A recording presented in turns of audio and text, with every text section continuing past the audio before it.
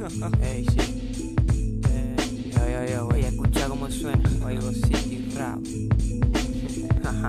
Cartelito 2x3. Consta de luz y oscuridad para armar un vínculo. Mi figura no es un cuadrado de vicios, es un círculo. Prefiero patearla y no quiero un vehículo. Mi historia miente.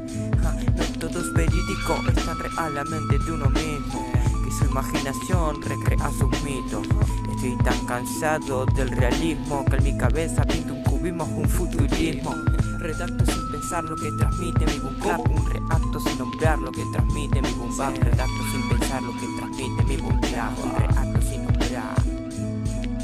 Mi historia es sencilla como las de los demás, sencilla para que escuchas y no quiere aceptar que sus defectos no son de uno mismo y se pierde tanto en su egoísmo que ella no quiere lidiar. No sé, me pierdo en mis propias fogatas apagadas y la línea que separa la vida y la muerte, los de la suerte se la toman. Dulce o agria, virtud o defecto, afecto al efecto de malaria o Mari alarga mi dulce afecto al insecto de palabra. Al efecto de palabra. Redacto sin pensar lo que transmite el boom clap, un reacto sin nombrar lo que transmite el boom bap. Redacto sin pensar lo que transmite mi boom clap, un reacto sin nombrar lo que transmite mi boom bap.